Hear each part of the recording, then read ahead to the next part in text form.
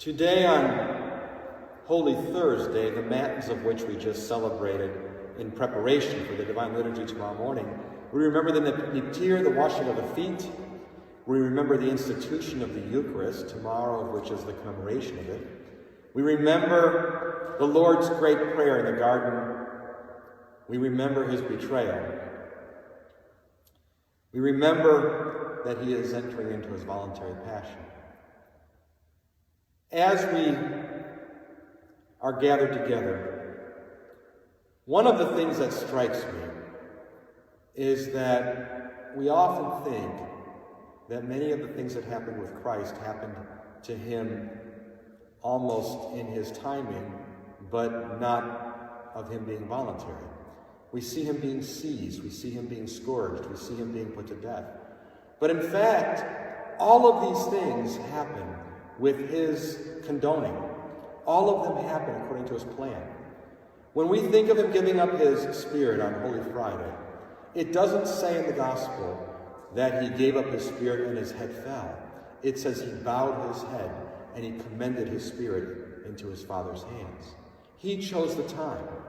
Likewise, this evening, he chose the time of his betrayal.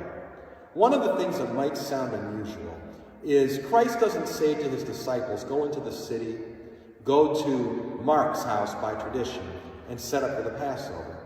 He says, go into the city, find a man with a stone jar. Follow the man with the stone jar to his house. Tell the householder that he will celebrate the Passover there and ask for the guest room. It's very cryptic. Now we ask ourselves why he says it in that way. It's because Judas is looking for the opportunity to betray him. And Christ is not yet at the point at which he is wanting to be betrayed, at which he is willing to give up his freedom that he may enter into the hands of the authorities and be put to death. So he very cryptically finds a place that he can go and celebrate this Last Supper and share with his disciples the philosophy, the directive of being the servant to all, of breaking the bread, of putting in place the Eucharist by consecrating body and blood. Afterwards, it is known that Christ would go stay in the evening at Bethany, about 2 miles away from Jerusalem. And as he would go from Jerusalem to Bethany, he would stop at the Mount of Olives in the garden. And Judas knew this.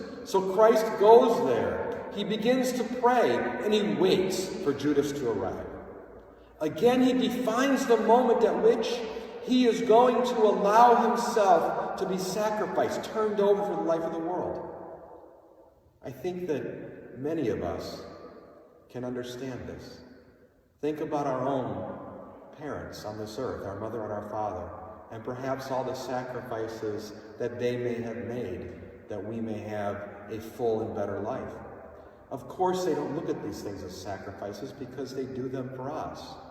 In the same way, from the time that we were in the Garden of Eden, it was planned that the second person of the Trinity, Christ, would come into the world that he may save us from ourselves, that he may save us from entering into the realm of death, that he may give us a path to salvation. Let us remember over these next few days, as we commemorate the Passion, the Crucifixion, and the Resurrection, that Christ defined all of these moments, how they would come about, when they would come about, and how he would offer himself as a sacrifice. I pray that God give each of us strength as we enter into these next few days where we grieve together and then celebrate. May the Holy Trinity bless and protect you. Call the Anastasi to a blessed resurrection.